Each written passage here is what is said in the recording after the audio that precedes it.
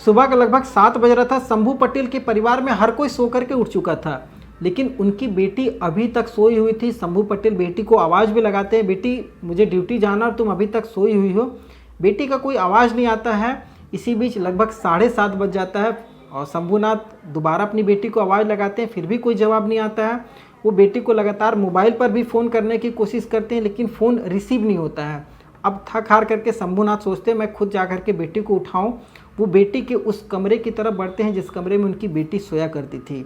जैसे ही वो उस कमरे पर पहुंचते हैं तो सामने दरवाज़ा था, वो खुला हुआ था और अंदर का जो नज़ारा था वो नज़ारा देख करके शंभू पटेल की चीख निकल जाती है। सामने का नज़ारा इतना भयावह था। सामने उस कमरे में शंभू पटेल की बेटी की लाश पड़ी हुई थी। उसके शरीर पर एक भी कपड़ा नहीं था और ऐसा लग रहा था जैसे इस लाश के साथ, उनकी बेटी के साथ किसी ने दरिंदगी की है, उसका रेप किया है और रेप करने के बाद इसे मौत की नींद सुला दिया है। और मौत भी इतनी भयावह दी है कि वो सोच कर भी लोगों की रूह कांप जाए। उसके गर्दनों को इस तरीके से काटा गया है जैसे सामने वाला व्यक्ति उसके गर्दन को उसके धड़ से अलग करना चाहता था। उसकी कलाइयों को इस तरीके से गोदा गया था जैसे इसके शरीर में खून का एक भी बूंद ना बचे। धीरे धीरे रिस रिस करके इसके शरीर से हर एक खून का कतरा बाहर निकल जाए। अब ये जो नज़ारा था शंभू पटेल के सामने था। अब शंभू पटेल बदहवास उस कमरे से बाहर निकलते हैं, चीखना चिल्लाना शुरू हो जाता है और सुबह का 7 बज रहा, लोग अपने घर से सो करके उठ रहे हैं, कोई काम पे जा रहा। ये जैसी घटना लोगों के कानों में सुनाई पड़ती है, लोग उस घटना स्थल पर दौड़ते हैं, जानने की कोशिश करते हैं कि आखिर मामला क्या है। और जब लोगों के सामने ये पूरी घटना निकल करके सामने आती है तो लोग भी हैरान परेशान, तुरंत पुलिस को सूचना दी जाती है। और पुलिस को जब ये पता लगता है कि इस गांव में एक महिला के साथ रेप के बाद उसकी निर्मम तरीके से हत्या कर दी गई है, अब पुलिस के भी हाथ पांव फूल जाते हैं। पुलिस की बहुत सारी टीम गठित कर दी जाती है और उस व्यक्ति की तलाश की जाती है जिसने इस पूरी घटना को अंजाम दिया है।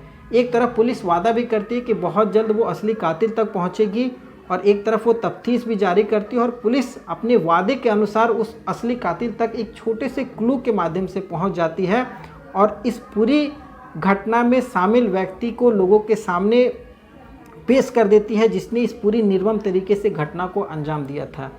क्या है ये पूरी सच्ची घटना, आज इस कहानी के माध्यम से हम लोग जानने की कोशिश करेंगे। नमस्कार, मैं सत्या सिंह और आप देख रहे हैं द बुड़बक मंच। दरअसल आज की जो ये पूरी सच्ची घटना, ये घटना उत्तर प्रदेश के कौशाम्बी के पश्चिम सरीरा थाना लगता है, वहाँ के कोल्हुआ गांव की है। यहाँ के रहने वाले शंभू पटेल जो कि पेशे से डाकिया है, ये अपने परिवार के साथ अपने गांव कोल्हुआ में रहते हैं और बताया जाता है कि इनके परिवार में इनकी पत्नी और एक 6 साल का बेटा है और 2 बेटी है। एक बेटी की शादी हो चुकी है लगभग 4 साल पहले और एक बेटी है जो अभी घर पे रही है और ग्रेजुएशन की पढ़ाई वगैरह कर रही है, जिसका नाम ज्योति है। अब शंभू पटेल जो थे, इनका एक पुश्तैनी मकान है उनके गांव में और अब ये हाल फिलहाल में एक नया मकान बनवा रहे थे। तो नया मकान बन रहा था, गिट्टी बालू गिरा हुआ था। तो अब शंभू पटेल, उनकी पत्नी और उनका जो 6 साल का बेटा है वो नए मकान के सामने बाहर सोया करते थे और जबकि जो बेटी थी ज्योति, वो पुराने पुश्तैनी मकान में ही सोया करती थी। बताया भी जाता है कि वो सिलाई कढ़ाई वगैरह का काम वगैरह करती थी, तो उसको उस मकान में आराम था, कोई डिस्टर्ब करने वाला भी नहीं था। वो खाना पीना नए मकान में ही खाती पीती और सोने के लिए वो पुराने मकान में जिसमें वो सिलाई कढ़ाई करती थी, उसी मकान के छत पर एक कमरा बना हुआ था, उस कमरे में वो सोया करती थी। अब लगभग 27 अप्रैल की सुबह में परिवार का सभी सदस्य सो करके उठ चुका था। सुबह का 7 बज चुका था, लेकिन परिवार में ज्योति कहीं दिखाई नहीं दे रही थी। तो शंभू पटेल लगातार आवाज़ देते अपनी बेटी को, लेकिन बेटी का कोई भी जवाब नहीं आता है। तो शंभू पटेल थक हार करके अपने उस पुराने घर की तरफ बढ़ते हैं। घर पर जब वो पहुंचते हैं तो दरवाज़ा अंदर से बंद था। वो काफ़ी दरवाज़ा खटखटाते हैं, लेकिन अंदर से फिर भी कोई आवाज़ नहीं आती। एक तरफ फ़ोन भी रिसीव नहीं हो रहा, दूसरी तरफ दरवाज़ा भी नहीं खुल रहा। अब वो परेशान होकर के पड़ोस में ही एक पड़ोसी का मकान था, उस पड़ोसी के मकान की छत पर पहुंचते हैं और उस छत से, और इनका मकान का जो छत है वो दोनों सटा हुआ है। अब उस छत से ये अपने छत पर आते हैं और उस कमरे में जाते हैं जिस कमरे में उनकी बेटी सोया करती थी। अब जैसे वो उस कमरे में दाखिल होते हैं, उनकी बेटी की लाश उनके सामने जब इस तरीके से दिखाई देती है, ऐसा लगता है कि कोई इसके साथ निर्मम तरीके से रेप किया है। अब ये जो पूरा मामला निकल करके सामने आता है, पुलिस को भी सूचना दी जाती है और जैसी पुलिस को पता लगता है इस पूरे भयावह घटना के बारे में, तो पुलिस के जो एसपी हैं ब्रिजेश श्रीवास्तव, अब ये पूरे अपने दल बल के साथ उस मौके पर पहुंच जाते हैं। 2-3 थानों की पुलिस पहुंच जाती है, जिसमें करारी, पश्चिम सरीरा, पिपरी थाना वगैरह की पुलिस पहुंच जाती है, क्योंकि मामला बहुत संवेदनशील था। एक लड़की की रेप के बाद निर्मम तरीके से हत्या की गई थी और मामला तूल पकड़ रहा था। धीरे धीरे लोग आक्रोशित हो रहे थे, तो कई थानों की पुलिस भी पहुंच जाती है। पुलिस पहुंचती है, लोगों को समझाती बुझाती है कि आप ऐसा कोई कदम न उठाएं जिससे किसी और को परेशानी हो। पुलिस वादा भी करती है कि हम लोग बहुत जल्द से जल्द उस असली कातिल को लोगों के सामने ला करके रख देंगे और उसे कड़ी से कड़ी सज़ा दिलवाएंगे। लोग पुलिस की बातों पर यकीन करते हैं और लाश को पोस्टमार्टम के लिए भिजवाया जाता है और एक तरफ पुलिस अपनी तफ्तीश जारी रखती है। पुलिस की पूरी टीम गठित कर दी जाती है। इसमें करारी, पश्चिमी सरीरा, पिपरी थाना की टीम गठित होती है। उसके साथ साथ एसओजी और सर्विलांस की टीम भी जुड़ जाती है। इस पूरी टीम का जिम्मा था जितनी जल्द हो सके उस असली कातिल तक पहुंचना। पुलिस हर वो सीसीटीवी फुटेज, हर वो लोगों से पूछताछ करती है जो शक के दायरे में थे, जिन पे परिवार को शक था। परिवार कहता है ऐसा हमारा किसी से दुश्मनी भी नहीं है और पता नहीं किसने इस घटना को अंजाम दिया है। तो पुलिस भी 2-3 एंगल से इस घटना को जांच कर रही थी कि प्यार का मैटर हो सकता है या फिर आपसी कोई रंजिश हो या कोई आपसी कोई विवाद हो।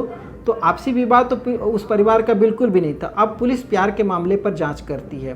तो जब पुलिस प्यार वाले मामले पर जांच कर रही होती तो पुलिस को पता लगता है कि एक भगवतपुर कटरी निवासी सुरेंद्र सिंह पटेल है। सुरेंद्र सिंह पटेल लगभग वो भी अभी 24-25 साल का ही लड़का है और बताया ये जा रहा है कि ये अहमदाबाद में एक प्राइवेट कंपनी में काम करता है और इसका घर जो है ये शंभू पटेल के घर से लगभग 10 किलोमीटर की दूरी पर है और दोनों में आपसी रिश्ता भी है, पारिवारिक रिश्ता वगैरह भी है। और जब पुलिस तफ्तीश करती है सुरेंद्र सिंह पटेल के बारे में तो पता लगता है कि सुरेंद्र सिंह पटेल जो है वो शंभू पटेल की बेटी से प्यार करता है और लगभग 2 सालों से दोनों एक दूसरे से प्यार वगैरह करते हैं। और अभी कुछ दिनों से दोनों का मिलना जुलना कम था, क्योंकि सुरेंद्र सिंह पटेल जो था वो अहमदाबाद में प्राइवेट कंपनी में जॉब वगैरह करता था, तो वो अब यहाँ रहता नहीं था, तो इस वजह से मिलना जुलना कम था। लेकिन पुलिस को ये भी सूचना मिलती है कि अभी सुरेंद्र सिंह पटेल जो है वो गाँव आया हुआ है। पुलिस तुरंत उसके पास पहुंचती है, उसे गिरफ्तार करती है, उससे पूछताछ करती है। तो पहले तो वो आनाकानी करता है, इस सीधे मामले से पल्ला झाड़ लेता है।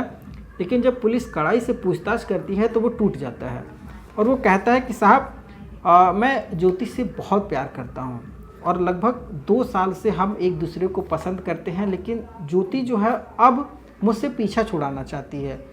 वो मुझसे शादी के लिए भी वादा की हुई थी कि मैं शादी करूँगी तो तुमसे ही करूँगी, लेकिन अब वो मना कर रही है कुछ दिनों से। जब से मैं अहमदाबाद से यहाँ आया हुआ हूँ उसके लिए मैं आया और वो मुझको मना कर रही है और उसकी शादी उसके घर वाले कहीं और तय कर रहे हैं और मैं उसको बार बार कह रहा हूँ कि तुम मुझसे शादी करो, मैं तुम्हें हमेशा खुश रखूँगा, लेकिन ज्योति मान नहीं रही थी। अब जब ज्योति नहीं मान रही है तो मुझको एक ही उपाय दिखा कि इसको मार दिया जाए। अगर वो मेरी नहीं हो सकती है तो मैं उसे किसी का नहीं होने दूंगा।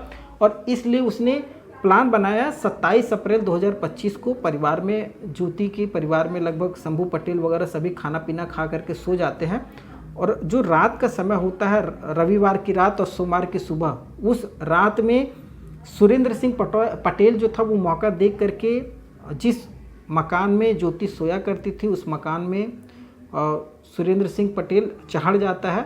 चढ़ने के बाद वो उस लड़की के साथ रेप करके हत्या कर देता है। अब ये जब सारा जुर्म वो पुलिस के सामने कबूल करता है तो पुलिस उससे वो हथियार भी बरामद करने की कोशिश करती है जिस औजार का उपयोग करके इस पूरी घटना को उसने अंजाम दिया है।